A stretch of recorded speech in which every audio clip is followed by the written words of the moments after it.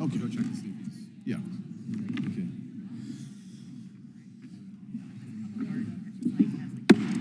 Subcommittee will come to order. Without objection, the chair is authorized to declare recess at any time. And we welcome everyone to today's hearing on Oversight of Homeland Security Investigations. Chair now recognizes the gentlelady from Florida to lead us in the Pledge of Allegiance. I pledge allegiance to the flag of the United States of America and to the republic for which it stands, one nation under God, indivisible, with liberty and justice for all. Thank you.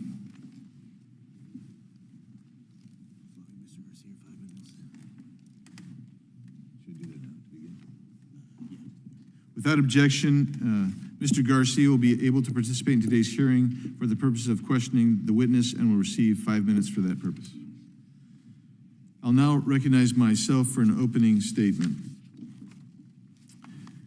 I thank all the members for coming today, this important hearing, and I appreciate the Homeland Security Executive Associate Director Berger for joining us today.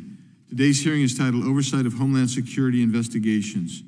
Homeland Security Investigations, HSI, is a law enforcement agency within the Department of Homeland Security, and HSI has a broad mission and works to keep Americans safe.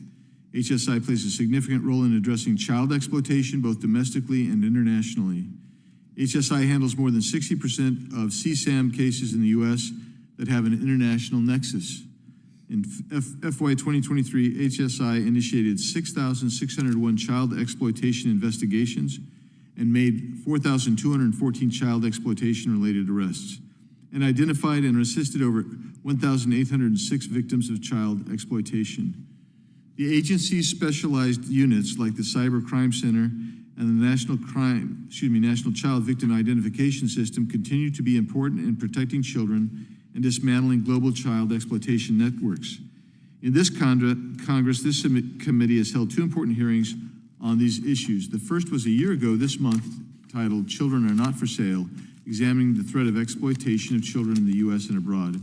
The second was 6 months ago, entitled A Voice for the Voiceless, CSAM Identification. We heard important testimony during those hearings, and I look forward to continuing that discussion with Executive Associate Director Berger today. The very first hearing this subcommittee held this Congress was titled, The Fentanyl Crisis in America, Inaction is No Longer an Option. Unfortunately, that statement is still true today as it was last year when we heard the tragic stories from the loved ones that were poisoned by those who traffic in fentanyl. HSI has played a pivotal role in combating fentanyl trafficking into the country, seizing over 77,000 pounds of fentanyl in the last 3 fiscal years. In fiscal year 2023 alone, HSI seized over 41,000 pounds of fentanyl. However, in my opinion, HSI's efforts are slowed and hampered by its lack of Title 21 authority. Title 21 of the United States Code is needed to independently investigate and enforce drug laws. Currently, only DEA and FBI have Title 21 authority. Without it, HSI must rely on DEA approval to investigate narcotics trafficking. These unnecessary bureaucratic steps cause delays in investigations and hamper the success of both agencies. HSI's efforts domestically and internationally target the disruption of supply chains of synthetic opioids. HSI also combats numerous other threats to our citizens and our economy, such as preventing intellectual property theft, tackling cyber threats, and stopping financial fraud, illegal trade, and the sale of counterfeit goods. It is obvious that HSI has a full plate, which is why I was concerned to hear that HSI is overburdened by its commitment to support the U.S. Secret Service with protection duties. Make no mistake, I am committed to ensuring that those the Secret Service protect are fully protected so that we can avoid the situations we've witnessed over the past 2 months. But we need to do it in a way that is not interfering with other very important law enforcement functions. HSI faces operational challenges due to the diversion of personnel and funds to support Secret Service operations. From 2019 to 2024, HSI provided over 717,000 hours of personnel support to the Secret Service at a cost of over $23 million in unreimbursed salaries. And according to some whistleblowers, Some of the agents assigned to protect President Trump in Butler, Pennsylvania were HSI agents.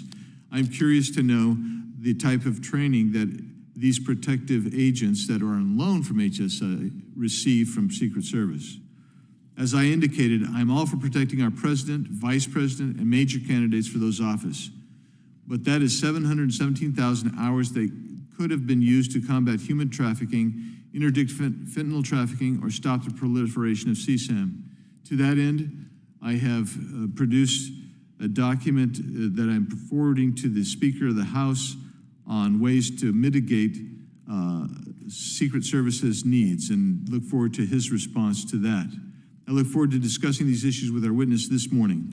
Also, I would inform the body that this morning a story broke indicating that the attempted assassin, Mr. Ruth, who is now in custody, was referred to investigation by CBP to HSI, and HSI had declined that investigation.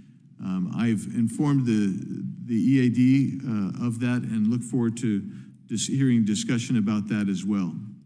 So with that, I yield back and recognize the ranking member, Ms. McBath, for her opening statement. Thank you, Chairman Biggs, and thank you, Ms. Berger, for being with us today. We have a very important discussion ahead of us today, and I would like to shed light on the critical role and mission of Homeland Security Investigations, or HSI as we'll call from here on out, which is an integral division within the U.S. Department of Homeland Security. HSI's nearly 9,000 person workforce operates in the United States and abroad, safeguarding our nation from a broad spectrum of threats that could compromise its security, safety, and well-being. The primary mission of HSI is to investigate and combat threats that undermine the safety and the stability of the United States.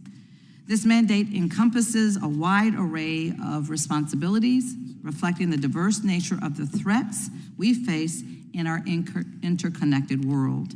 HSI's work is crucial in maintaining national security and upholding the rule of law.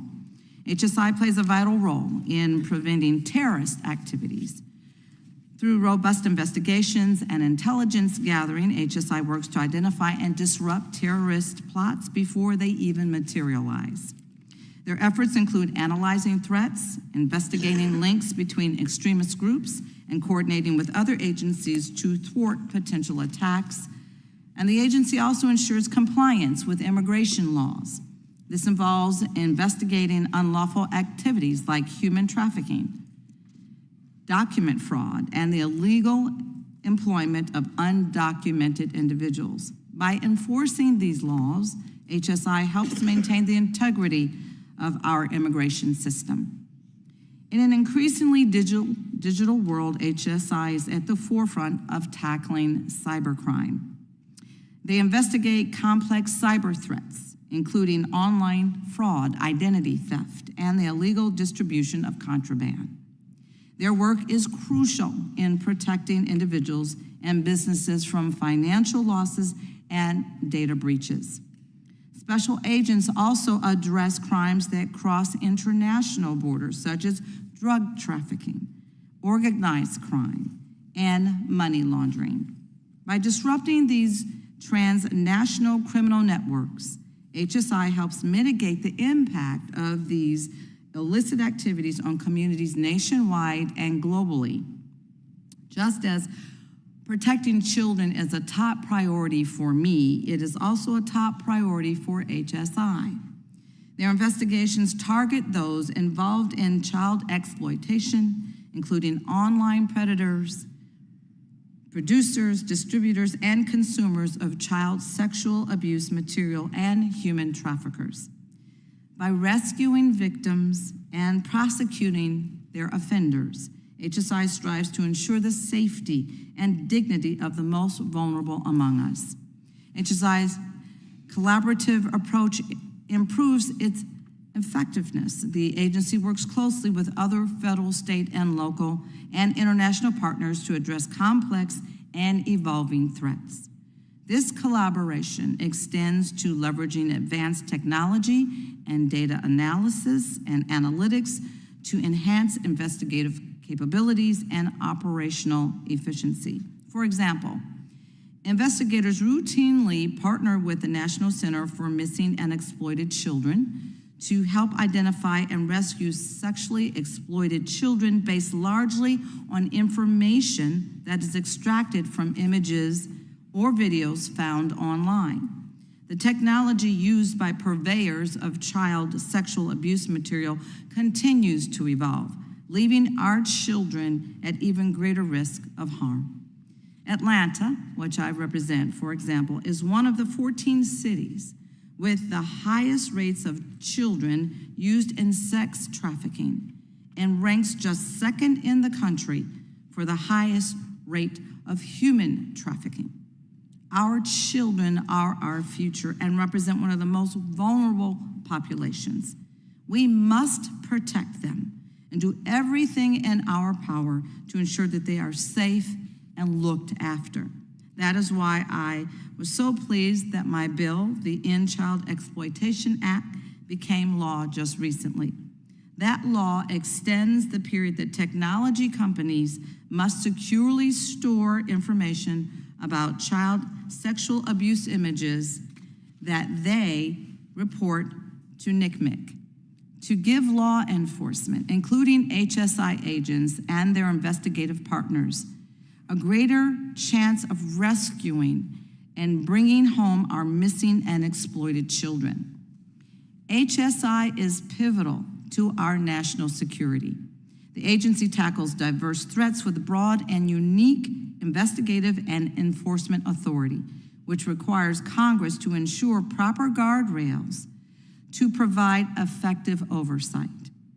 Given the sensitive nature of their work and the potential for abuse of power, HSI must operate with a high level of accountability and oversight.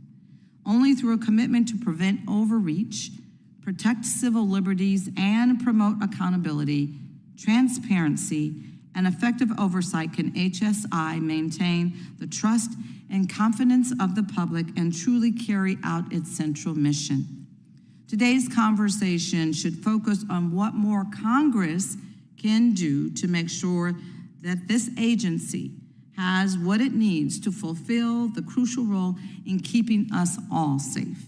I'm here today to find solutions and ensure that HSI has the tools that it needs to be successful and to keep us all protected.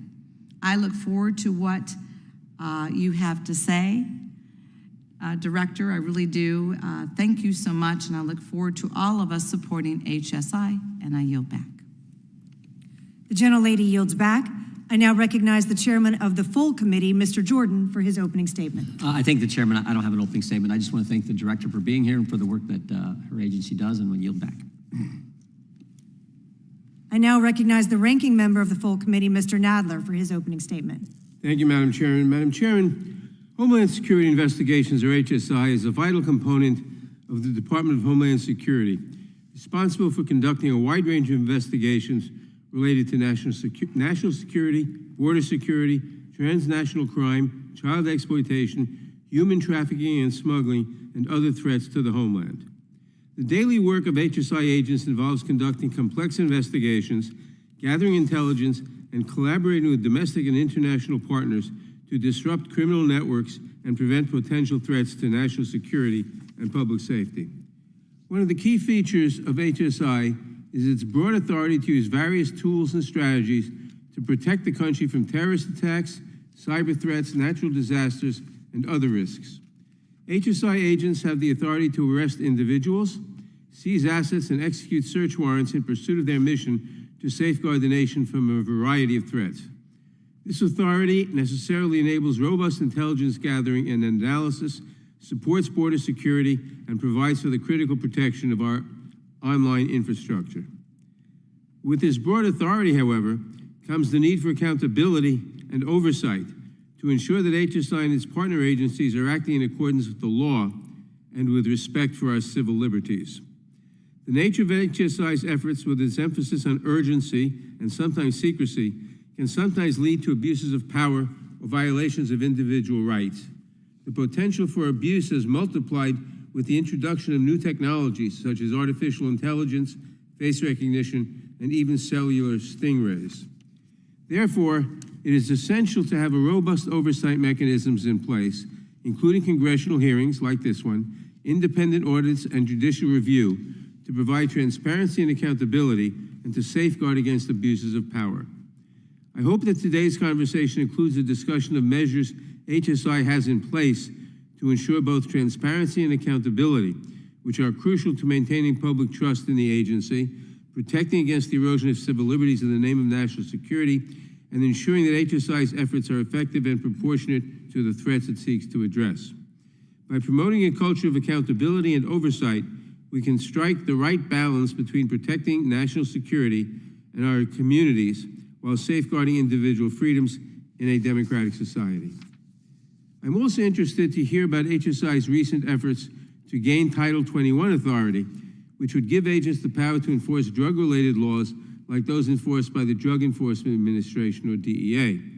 While some have argued that this is good policy, I remain somewhat skeptical.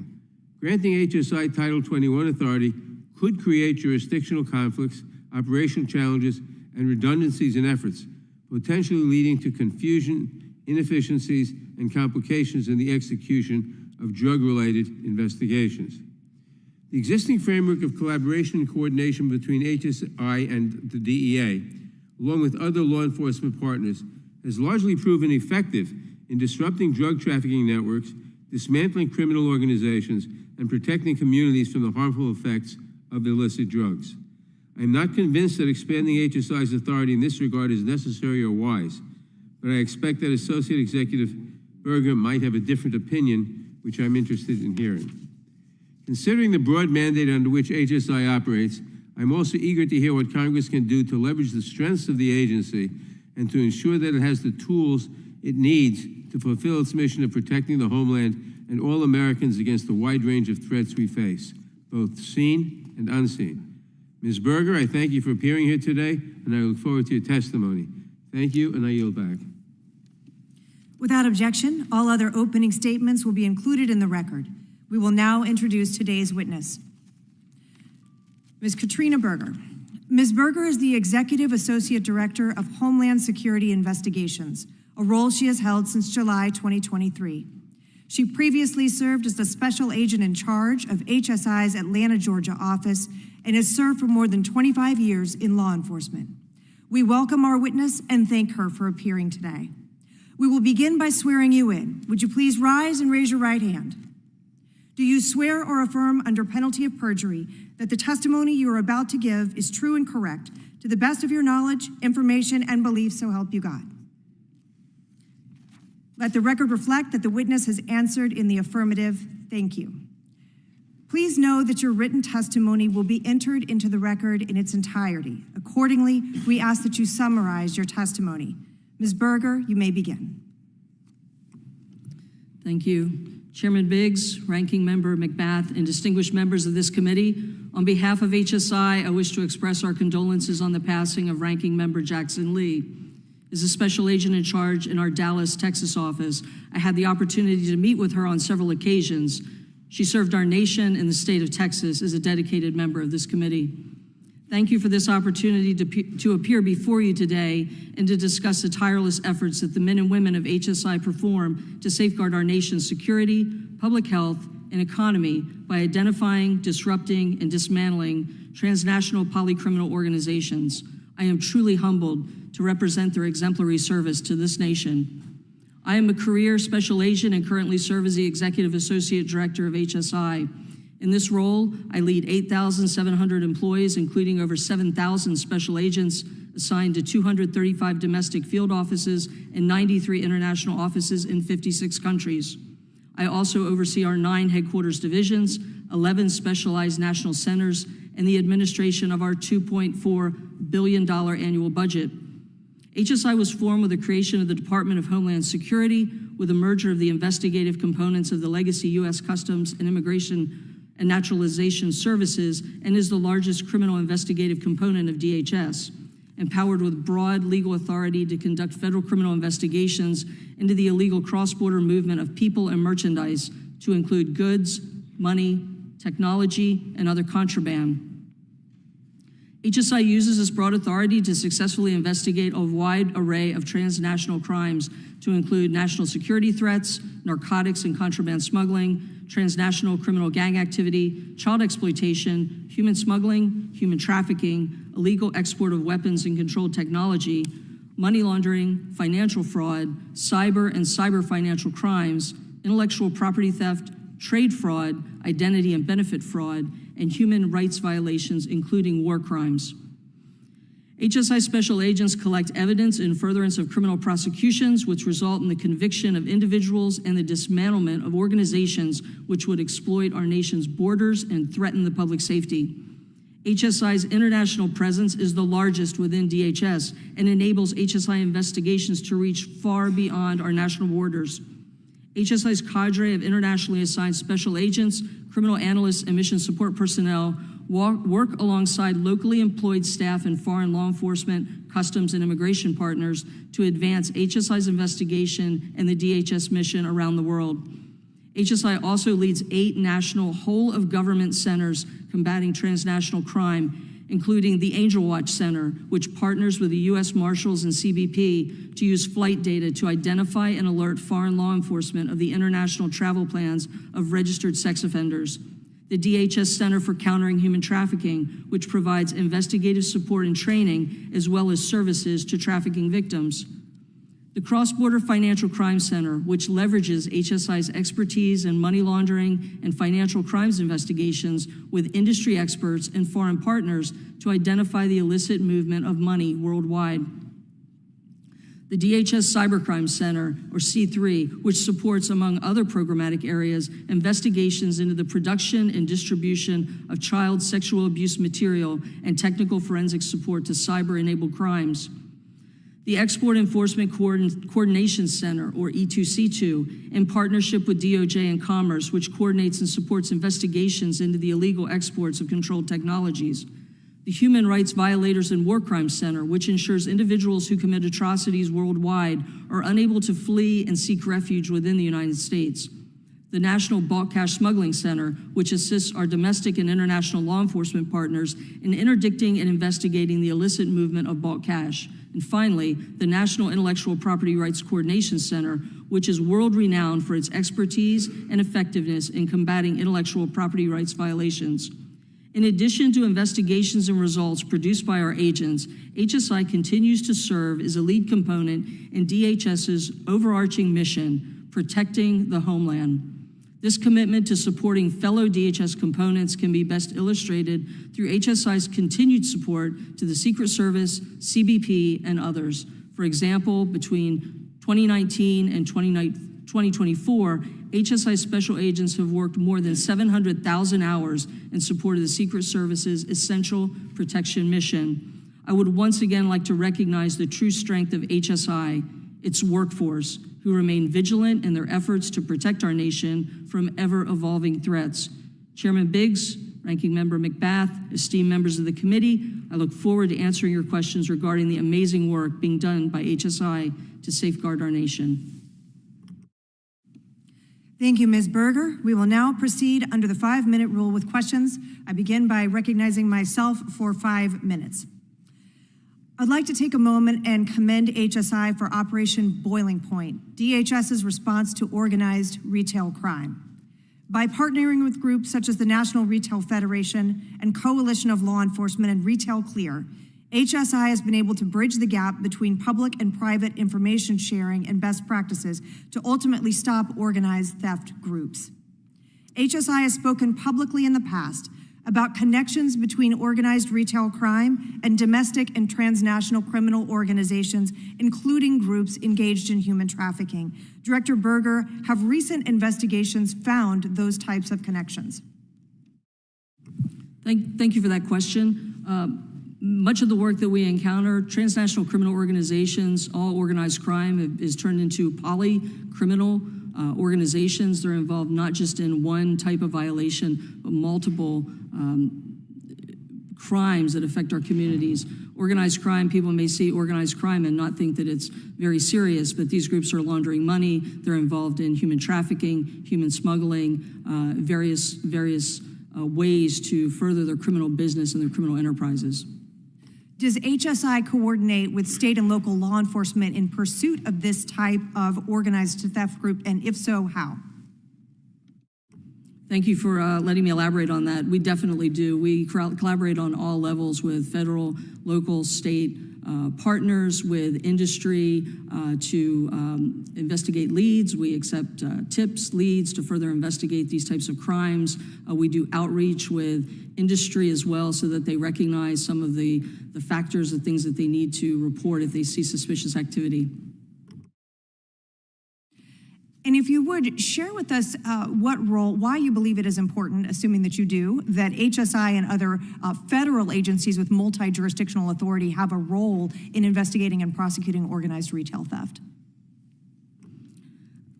Thank you for letting me elaborate a little bit further. Again, it's not just the organized retail theft, it's all of the associated crimes that these polycriminal organizations are involved with that are impacting our communities.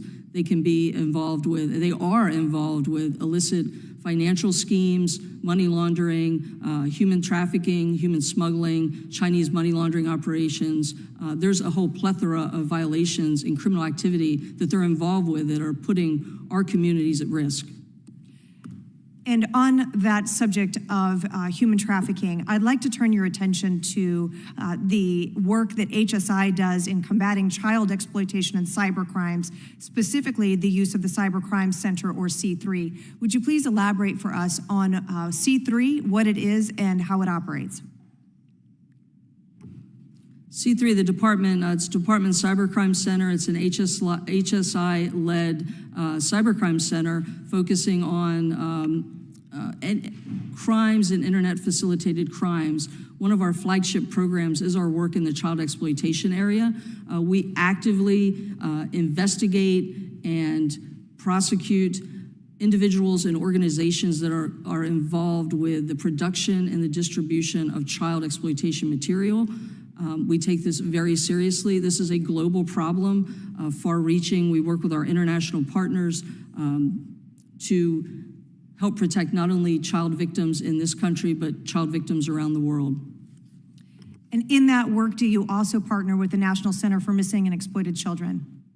Yes, ma'am, we do. NCMEC, the National Center for Missing and Exploited Children, is a fabulous partner. We have personnel embedded with them. Tim Tebow and the Tim Tebow Foundation is also a phenomenal partner and provides us with a lot of support, especially in being able to bring experts in the field from some of our foreign partner organizations and partner law enforcement in different countries to come and help identify and rescue victims through Operation Renewed Hope. And actually, Operation Renewed Hope recently demonstrated an incredibly successful effort of partnership between HSI, NCMEC, the Tebow Foundation, and those partners you reference. Would you tell us a little bit more about that operation? And if you had additional resources and HSI agents working on that, is it something that you believe would be a successful effort in increasing the numbers of children who are rescued?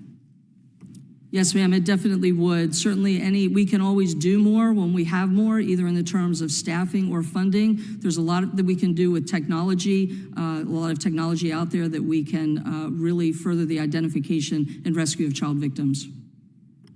Thank you, Ms. Berger. I now recognize the gentlewoman from Georgia, the ranking member, Ms. McBath. Thank you so much. Ms. Berger, it's common practice for federal agencies to work with local law enforcement, as you've mentioned today, to deliver assistance and partner on various efforts to track criminals, close cases, and share information. What specific initiatives or partnerships has HSI established in Atlanta, which I represent, to combat child sex trafficking?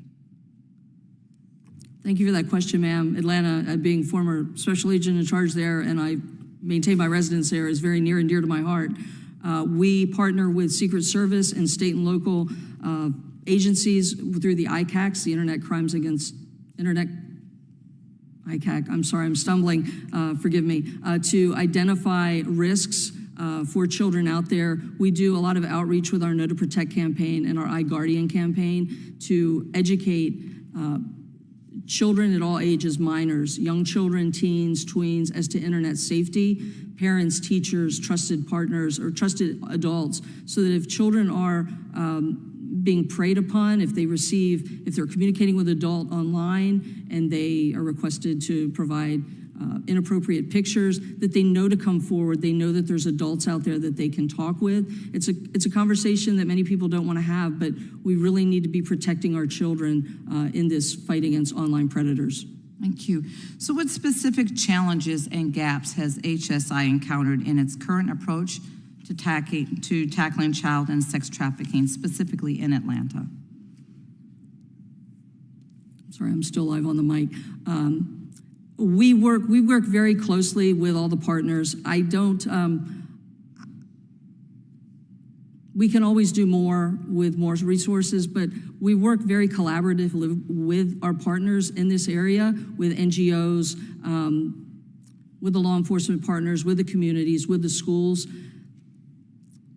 The more outreach we do, the more opportunities we're able to get in front of vulnerable communities and so they can hear our message, the better. I think ICE branding, certainly being able to have HSI standalone branding, which doesn't separate us, but lets us independently brand ourselves as HSI. We're able to reach communities such as immigrant communities that would otherwise not want to really talk to us or hear our message because of our affiliation and our association with ICE. Thank you for that. So would you just describe for us the ways in which HSI is overcoming these challenges so that you can improve the effectiveness of combating crime, specifically in Georgia?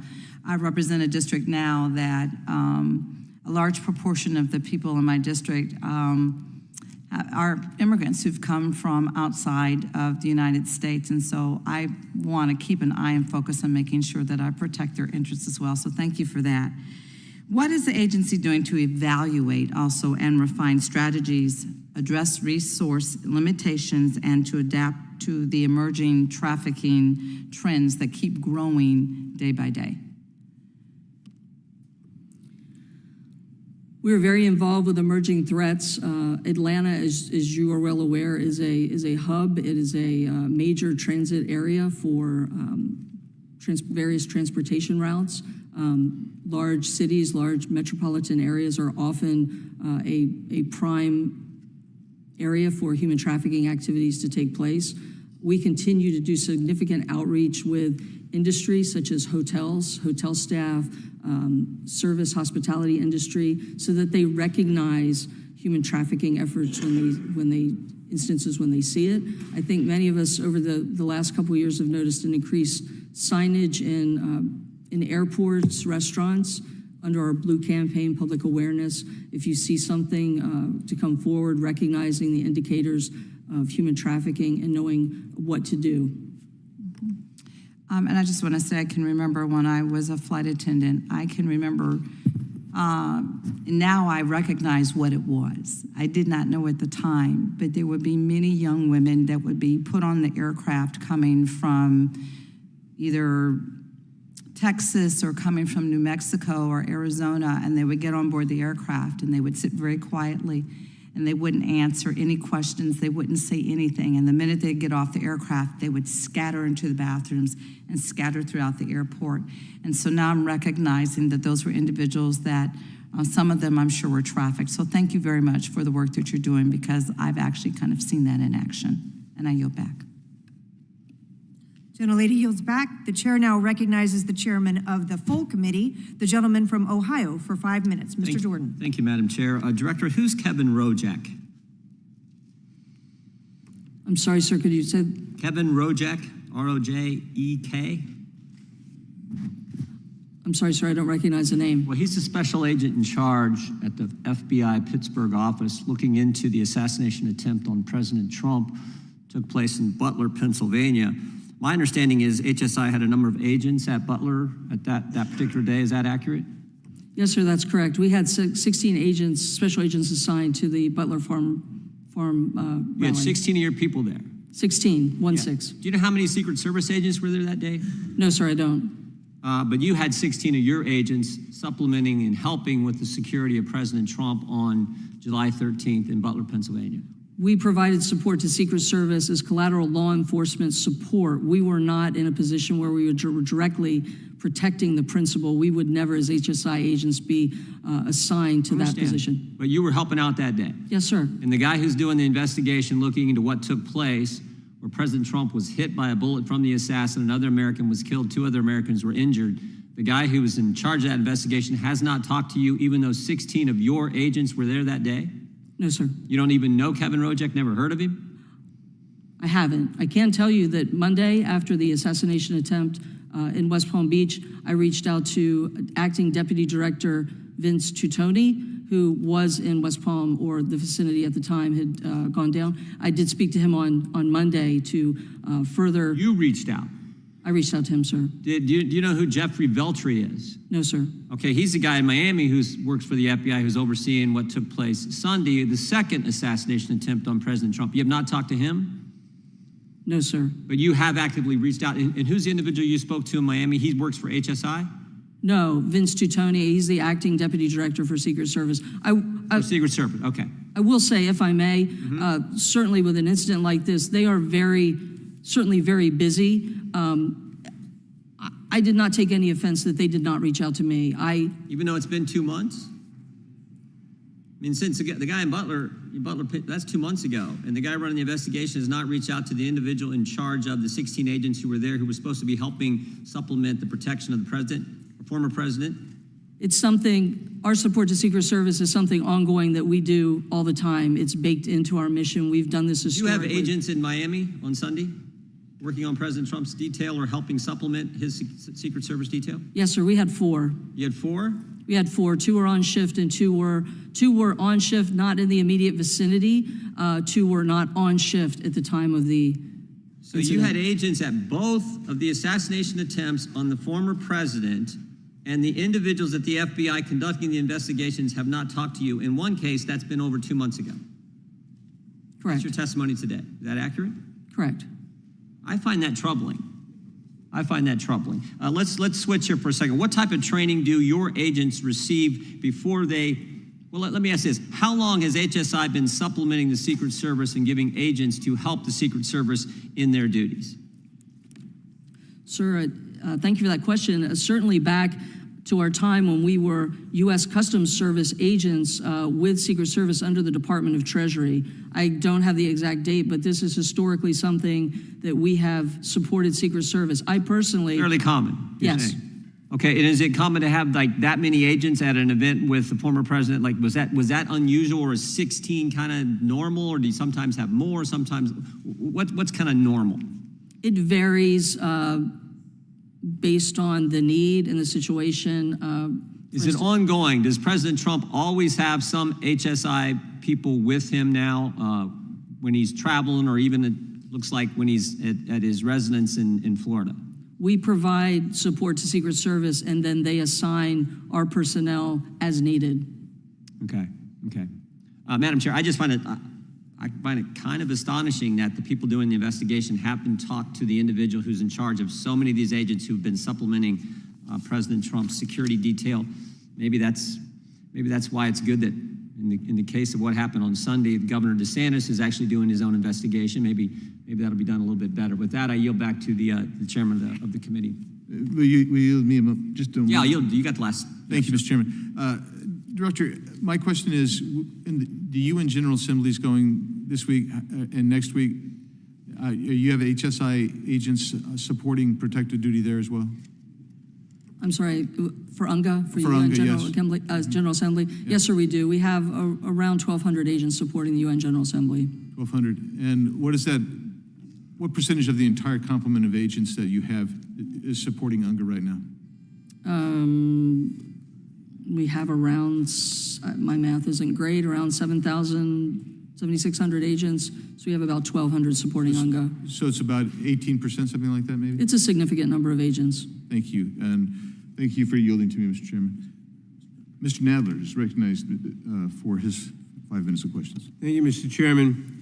Ms. Berger, as I noted in my opening statement, I'm somewhat skeptical of the proposal to grant Title 21 authority to HSI, but I want to give you the opportunity to make the case for why it is necessary and appropriate. In your opinion, what specific limitations or challenges does HSI face in drug enforcement without Title 21 authority, and how does this lack of authority impact the effectiveness of HSI's operations in this area?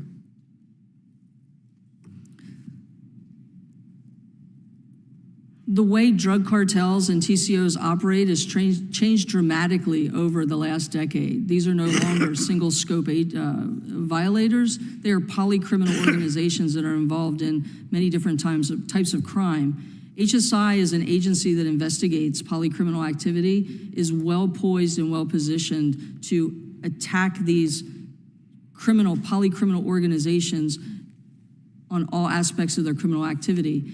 For instance, if one of the limitations we face right now, if HSI is working a human smuggling case and they discover that the organization is also involved in narcotic smuggling, we have to pause our investigation.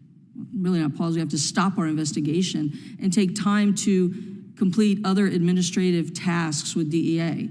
We totally lose the momentum on the case. Oftentimes we may lose evidence, we may lose the opportunity to identify witnesses, use cooperating defendants, execute controlled deliveries to identify more violators that are involved in these sorts of activities, rescue victims. It really slows us down tremendously and affects these cases in a very negative way. Thank you. And if granted Title 21 authority, how would HSI avoid conflicts with DEA investigations? DEA is a great partner. We have collaborated traditionally, historically, over the years, and many of our very best cases against the cartels and TCOs have been worked jointly and collaboratively with DEA. We deconflict regularly with DEA. The deconfliction would not stop, and I envision we would continue to work collectively and collaboratively against these organizations that are bringing fentanyl into our communities and killing our friends, family members, other community members. I assume my next question you may have just answered, and that is, how would you minimize redundancies and inefficiencies created by giving overlapping authority to multiple agencies? Sir, thank you for the question. And it may look like there are redundancies, and there are some redundancies, but we all bring very unique authorities to the table. All of the agencies have different authorities and different expertise. Our history as a U.S. Customs Service agency and our work with our foreign partners, our international presence, our expertise with the supply chain, with our collaboration with CBP really gives us the unique abilities to attack this problem at all parts of the supply chain. It wouldn't really be redundant. We would really be leveraging all of our joint and very unique and distinct expertise to bring so much additional effort and fight against these cartels. Title 21 would easily bring 10,000 trained law enforcement professionals between my HSI criminal investigators and our task force officers immediately, 10,000 more trained law enforcement professionals to the fight against fentanyl at no cost to the U.S. government or the American people. No cost. What additional resources or support would be necessary for HSI to effectively exercise Title 21 authority, and how would HSI plan to manage these resources effectively? I'm sorry, sir. What additional resources or support would be necessary for HSI to effectively exercise Title 21 authority, and how would HSI plan to manage these resources effectively?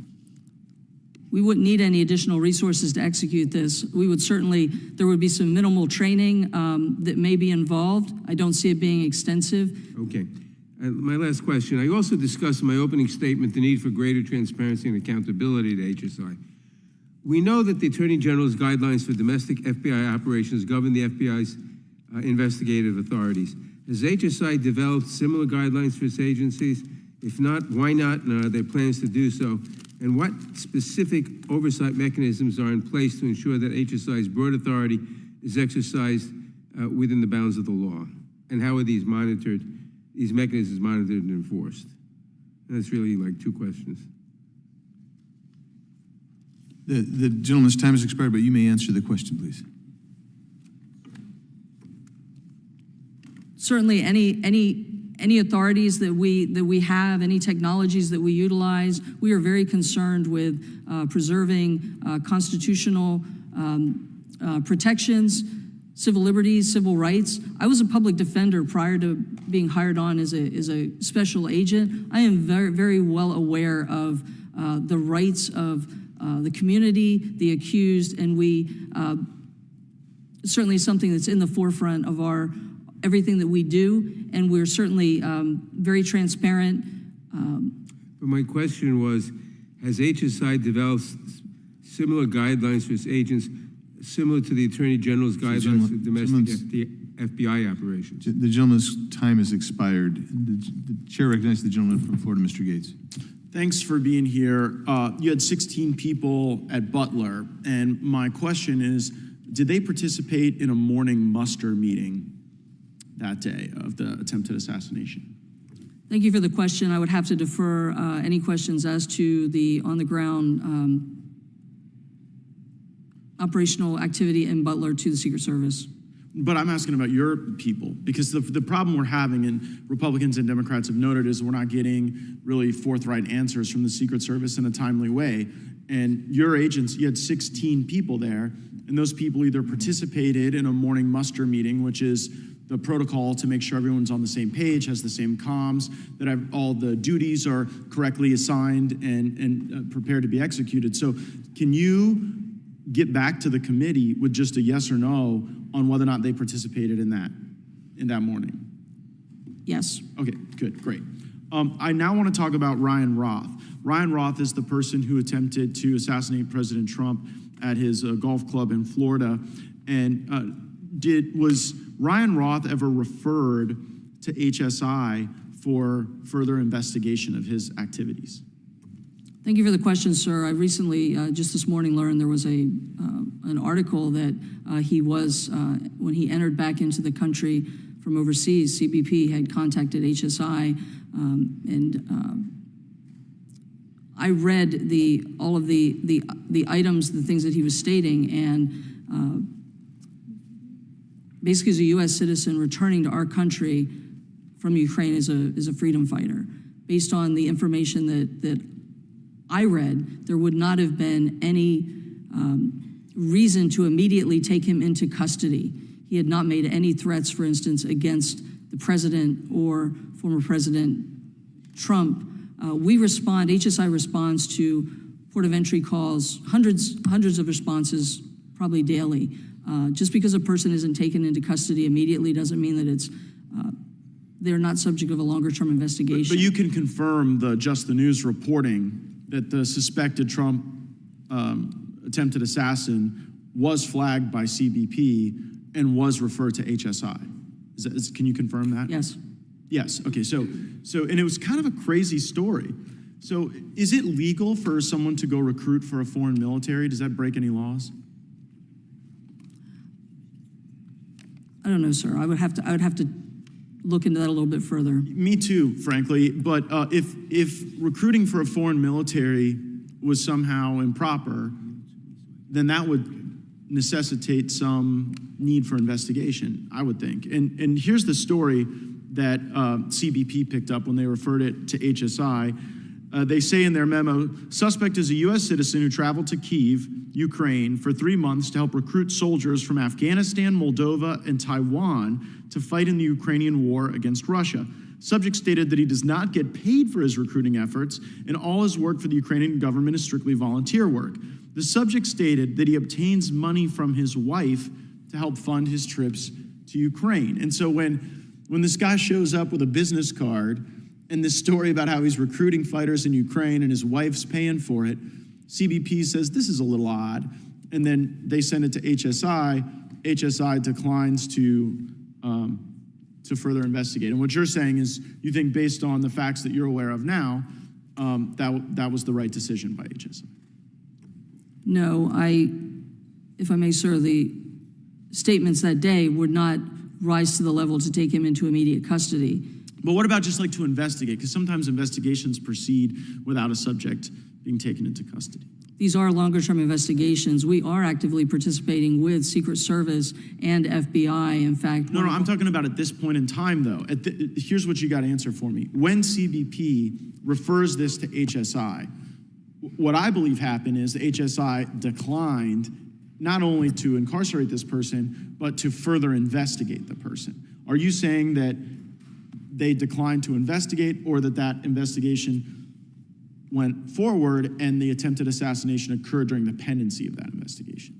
I would have to look into that a little bit further, sir. I'll get back to you on that. Yeah, I think that's going to be a really important second thing for you to get back to us on, is whether or not HSI made an active decision in real time to decline further investigation of this person. And frankly, I mean, this isn't someone who was jaywalking. They tried to kill they tried to kill the leading Republican candidate for president and the former president of the United States. And so I really think it's important to get those answers. I thank you for being here. Thank you for all the good work of your agency. I yield back.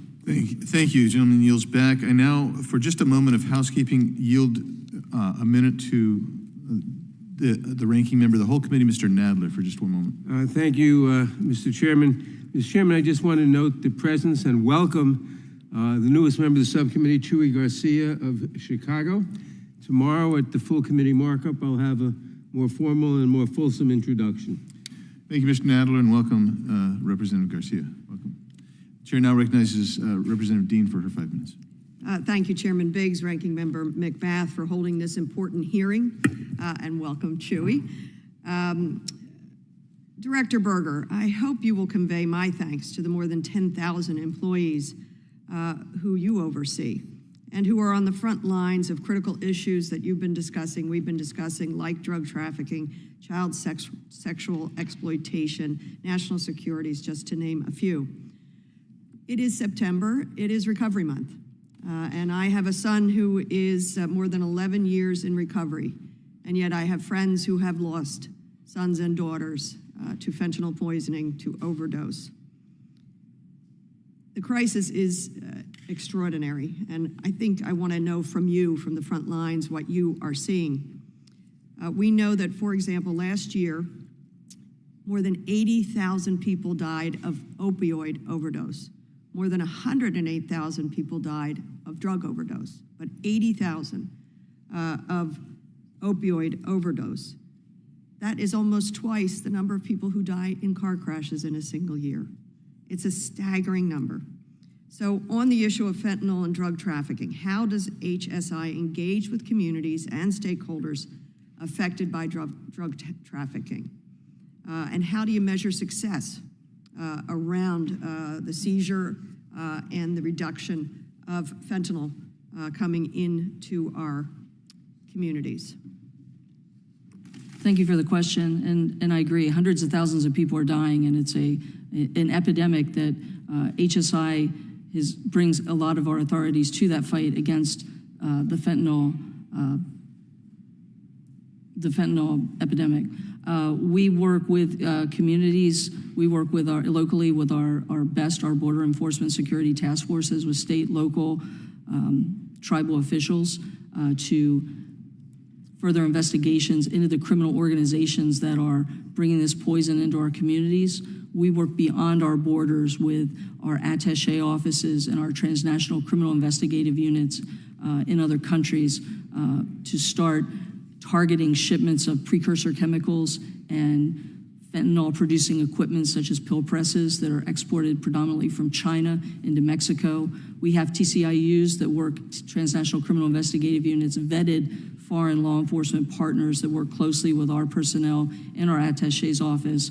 Can I ask you about the precursor chemicals and the pill presses coming largely from China? Isn't it true that many of those touch down in the United States before going, airports in the United States before going to Mexico? Yes, ma'am, and we are working with CBP to target those shipments and seize both the equipment and the precursor chemicals. We work as well with our industry partners, companies that import the precursor chemicals. our Know Your Partner campaign so that they know to recognize any anomalies in shipments or importers that things just don't look right, so that they know to report those instances to law enforcement. And also it helps us to see trends, like what's really going on. If there's shifts in trends, we're better able to devise investigative strategies to attack. Can you identify a success so that families who are so worried about this, like my own, what successes are you having and what challenges are you having? We continue to seize a great deal of fentanyl and precursor chemicals and equipment, fentanyl-making equipment. Our seizures have gone up increasingly over the last several years. We've increased the number of our border enforcement security task forces to better combat this problem in our communities. Embedded within our BEST teams are FAST teams, fentanyl abatement and suppression teams, as well as FORTs, which are fentanyl overdose recovery teams, to better focus and leverage our authorities against the fentanyl problem directly. Let me shift briefly in the time I have left. Could you give us an update on your work in helping identify, find child victims and survivors of sexual exploitation?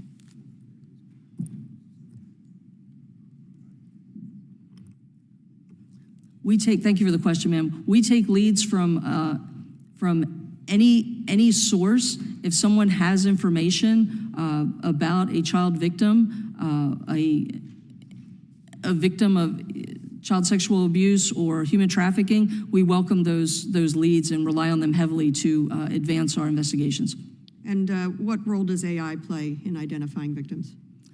AI, thank you for the question regarding AI. We hear a lot about it in the news. There are some very valid uses that we have for AI. We're having tremendous success with the identification of child victims in sexual exploitation material. Thank you, and I apologize, and I yield back. Thank you. Thank you, Director. Chair recognizes now the gentleman from Texas, Mr. Mills. Thank you, sir. Ma'am, thank you for being here. I think Ms. Dean said it, we have people dying of fentanyl, drug trafficking, serious issue in our country. I was an old sheriff. We dealt with it in our county when I was a sheriff.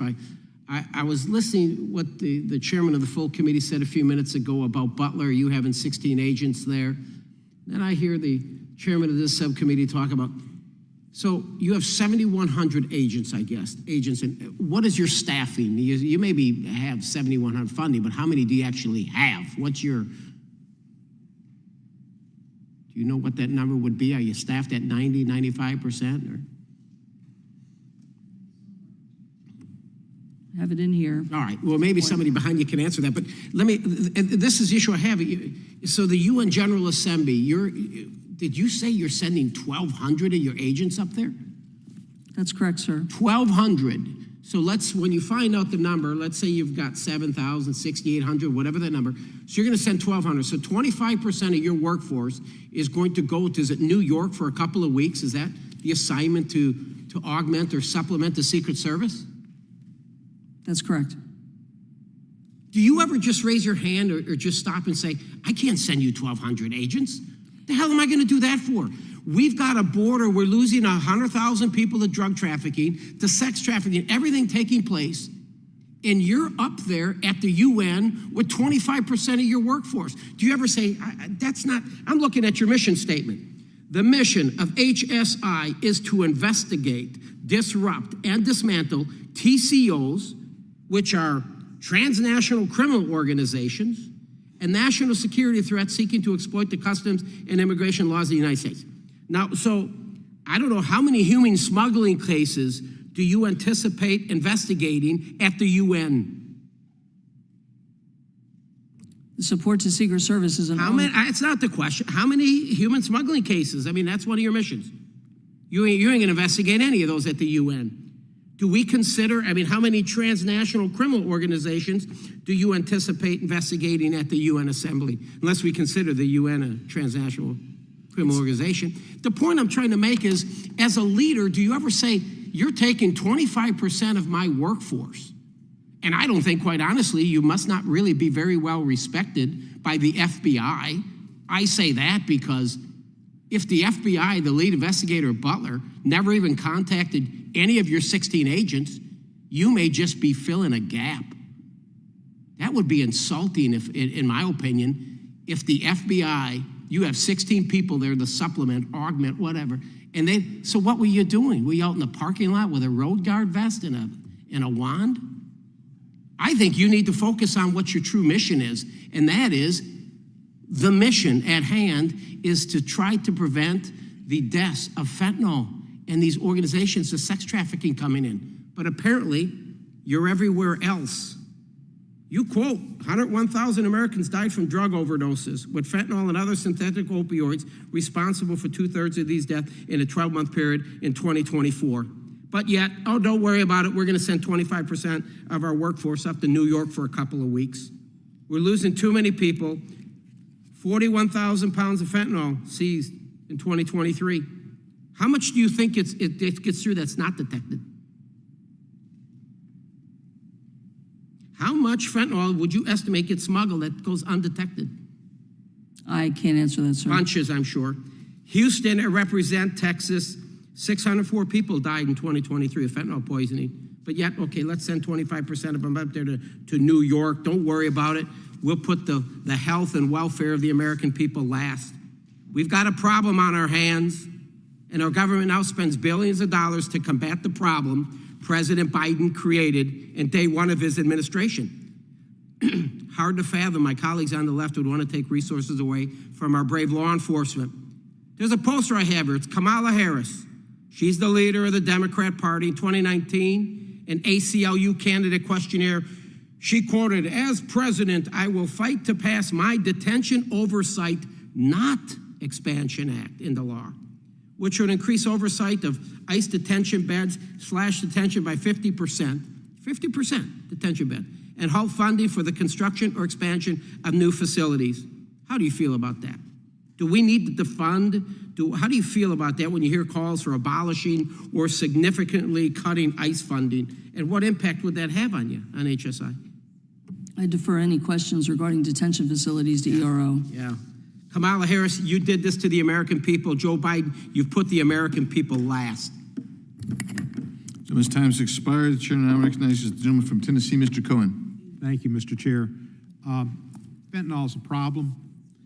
Do you have any idea what percentage of fentanyl comes into this country through trucks coming from South America, airplanes coming from other countries, or by immigrants bringing it in their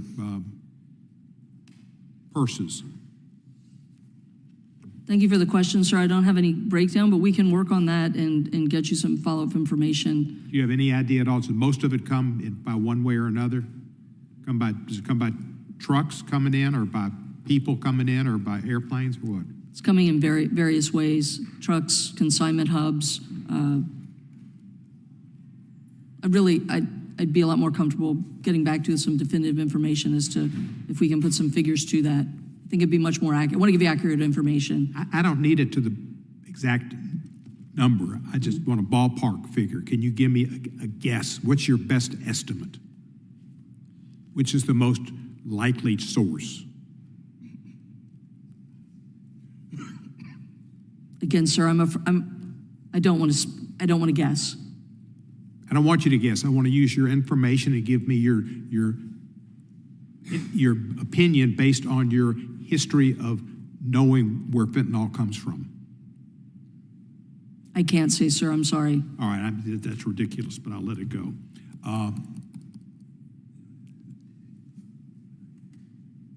Women that have been brought into this country for sex slaves, where do they mostly come in from?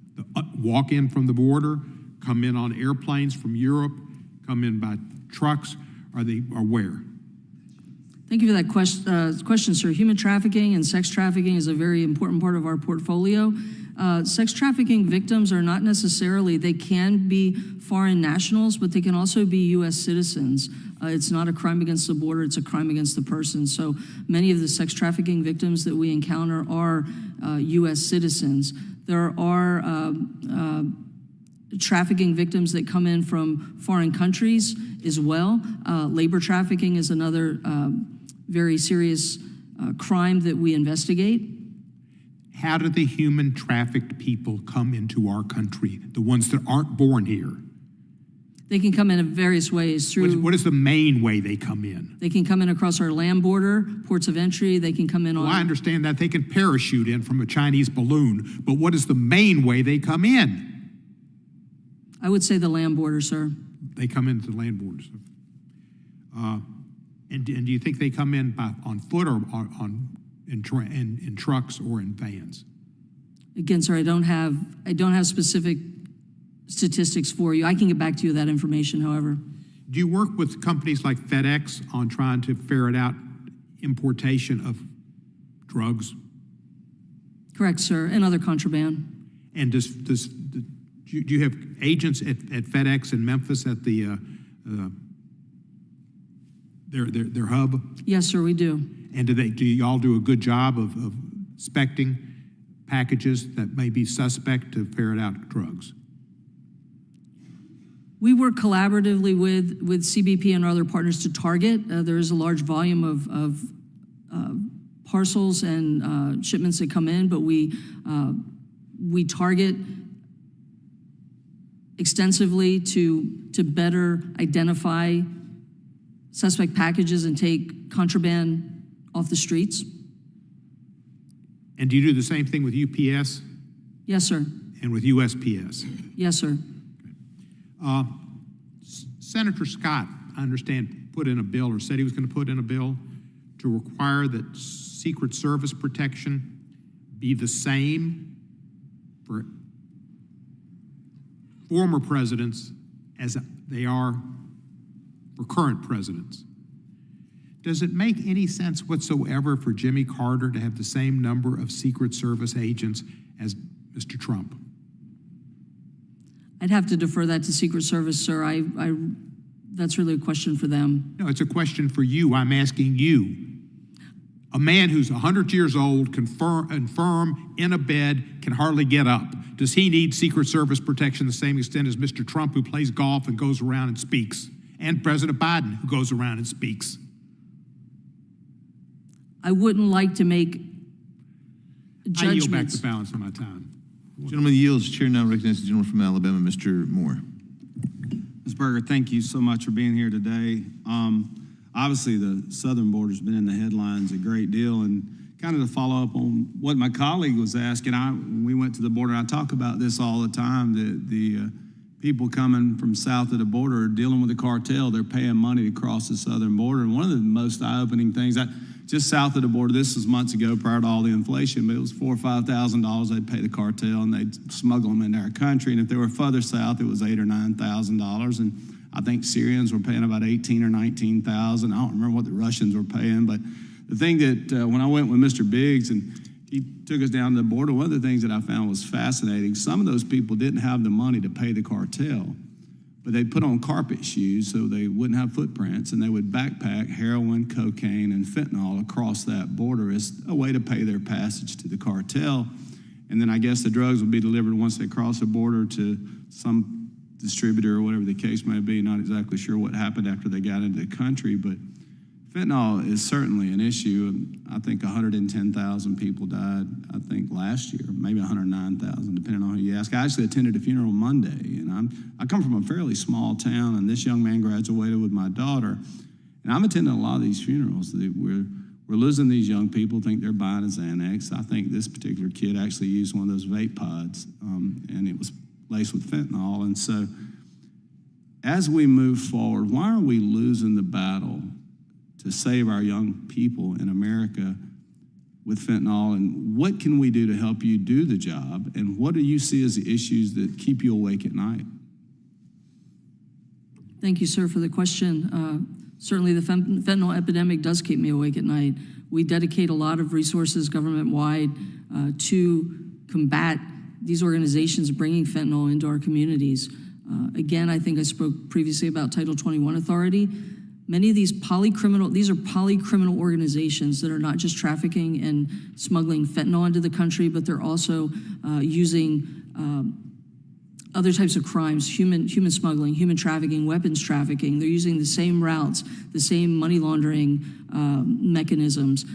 HSI as an agency investigates all of these types of crimes. We have extensive expertise with these areas of crime. Continued partnership with DEA and Title 21 authority for us so that we can investigate fully these polycriminal organizations would help us, give us another tool in our toolbox to help dismantle these polycriminal organizations that are bringing this poison into our communities. So, Director Berger, you said that, or somebody mentioned, I think in the questioning, that a lot of the raw materials for fentanyl actually land in the U.S. and then they go to Mexico. When they go to Mexico, are they shipping them in trucks or planes or a little bit of both? How are they going back across to make the actual product that comes across in the backpacks that we see? I think predominantly the chemicals are going directly into Mexico. There is some diversion out of the legitimate supply chain where chemicals enter and then are transported back into Mexico. Predominantly, however, the chemicals are coming directly from China into Mexico. So, I mean, to get to the causation, what do you think immediately we can do? I mean, I understand you need more resources and we need more investigation, and this thing is a trans-global, whatever, crime syndicate, whatever you want to call it, but what immediately, why are we seeing such a spike? What is going on, and what could we do as Congress immediately to put a halt to some of this? What do you see we need to do? And I get tired of apologizing to these families for losing these children.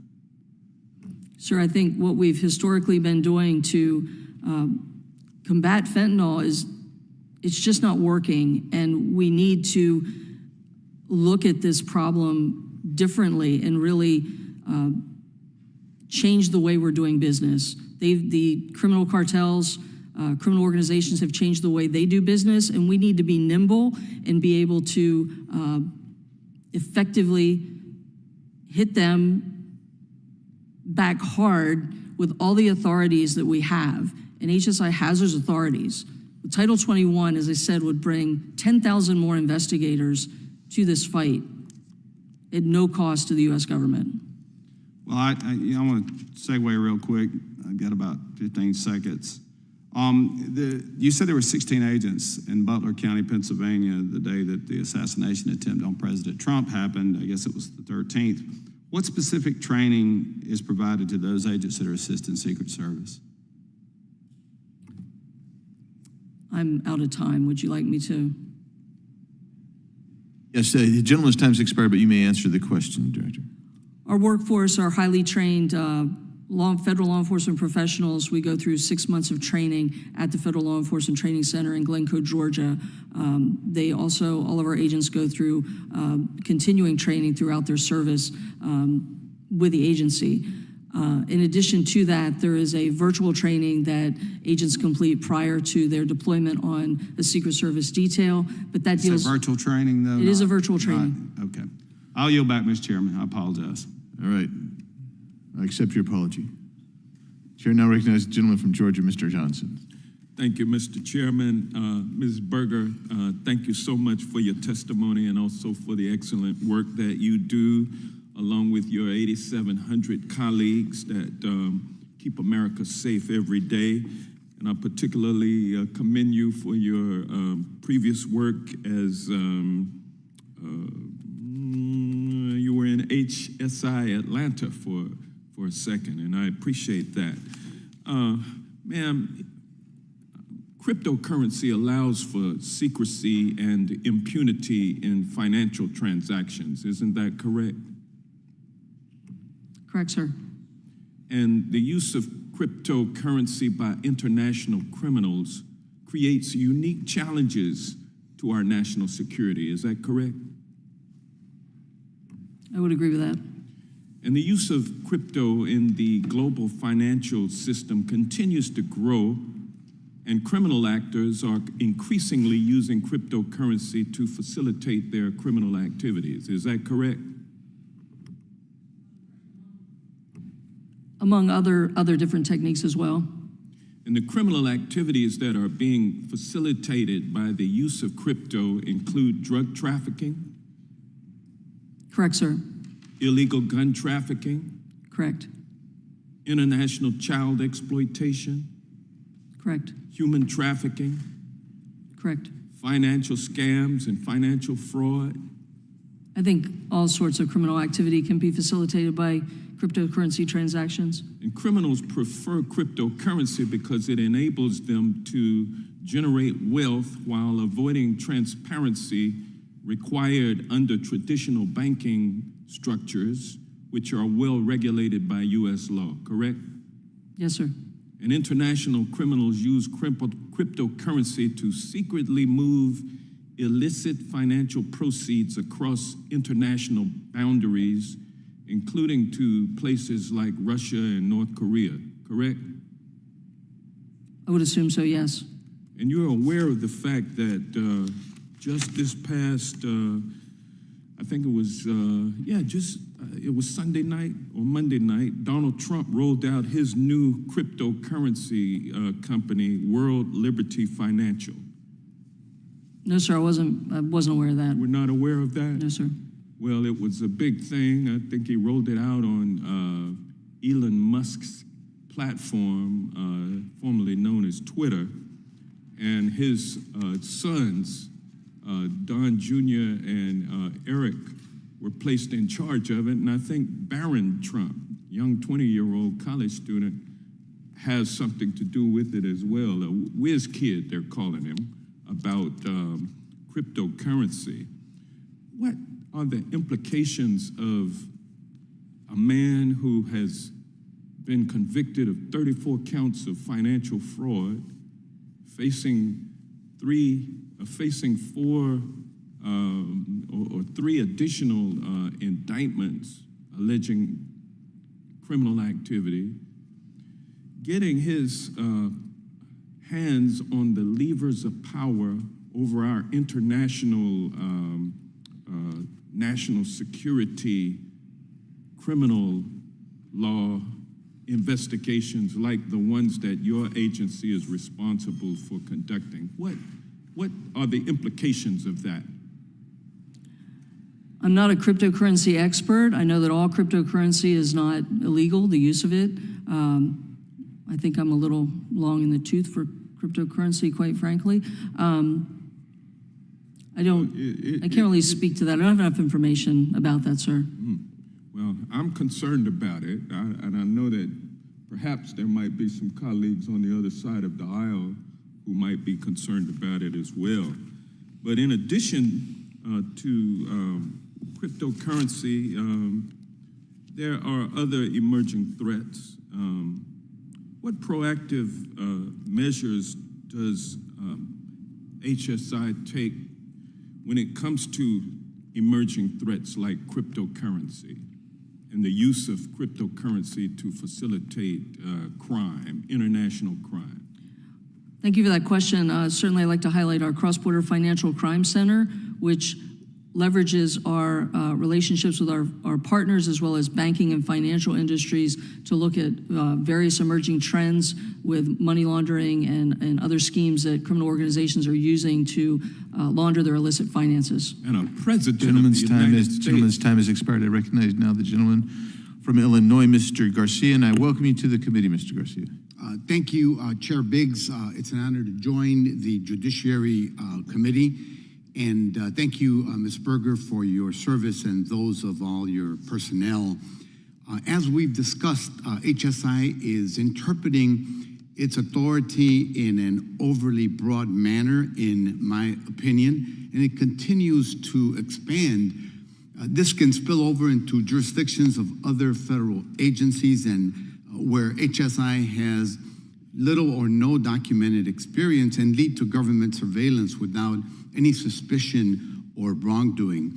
These broad surveillance powers are of concerns to many of the communities represented in this room, certainly mine, and that fear is acute in a district like mine. Most of my constituents are Latino and 1/3 are foreign-born, groups that studies show have been particularly impacted by HSI's unwarranted surveillance. So my first question is, what steps, if any, has HSI taken to address revelations that it abused authority, leading to the surveillance of thousands of personal financial transactions?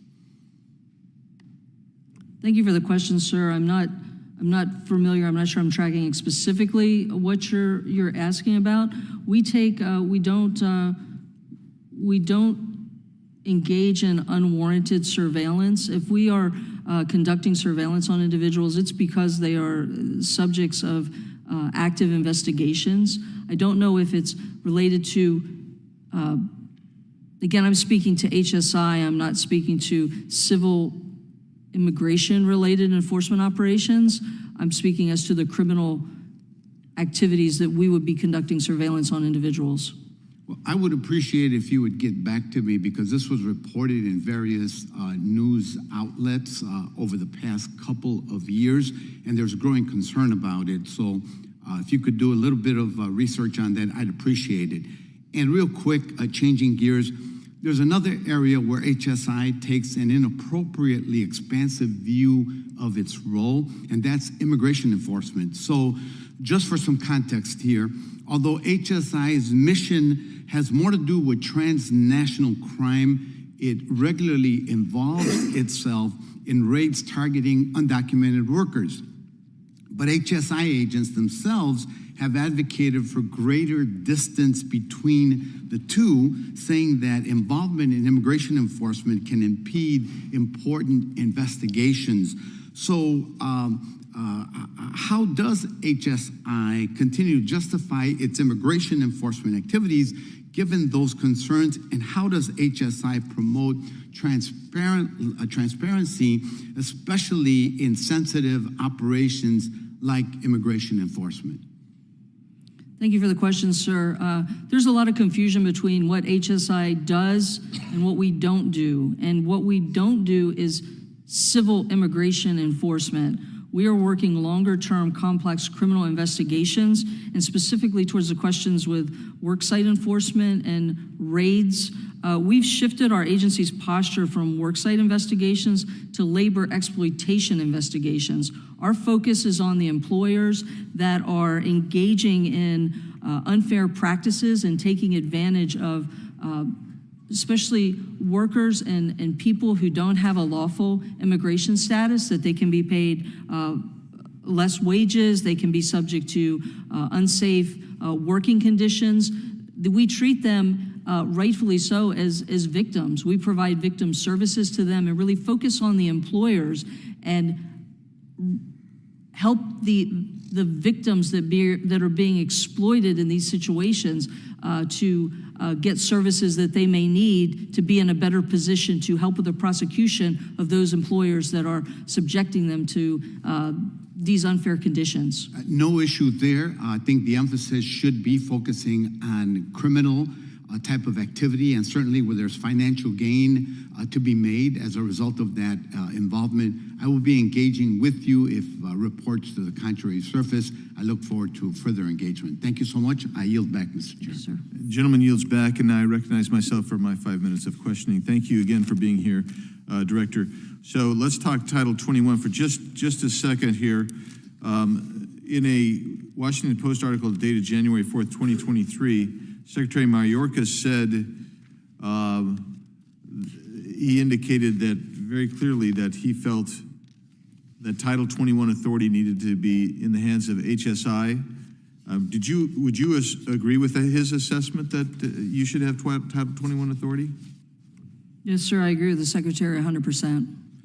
And one of the things you said, and I want to just emphasize this, is that if you're engaged in an investigation of human trafficking, for instance, and it turns out that there's drugs going with it, you're going to have to stop your investigation.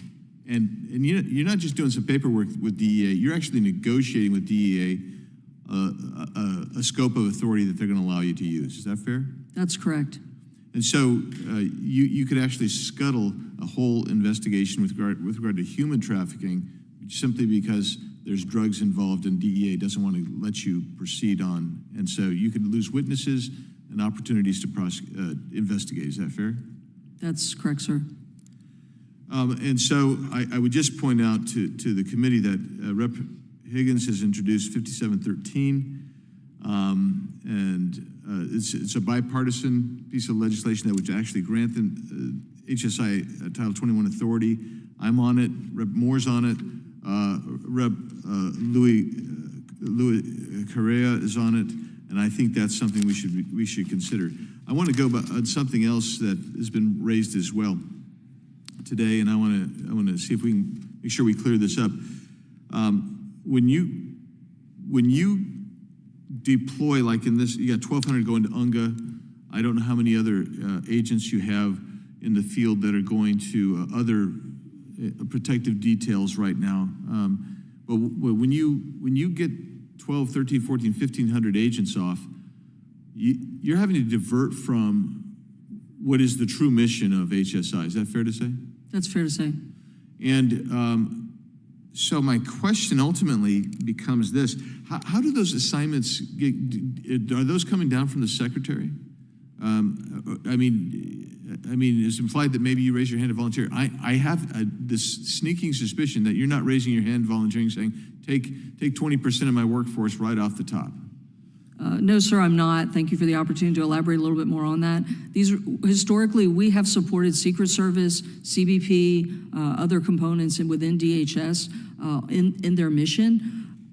It's not optimal, but they are a fellow agency within the department, and we will support them as a whole of government approach. So who gives you that notices like UNGA? I mean, this is the United Nations General Assembly. I mean, I used to do international and go to multilateral institutions, and I've been there many times. And so my question is, who determines that you need to give them 1,200, 1,300 people to go up to UNGA? We try to negotiate down sometimes, and with the current. So who tells you, say, hey, by the way, this is going on, we want agents? Is that coming from the Secretary's office? They send a request for assistance, and we. And if you say no, what happens? Well, we don't want to know what happens, okay? We can imagine what probably happens. So that's important to know, and I've offered a number of different solutions, and we'll see what we can do going forward.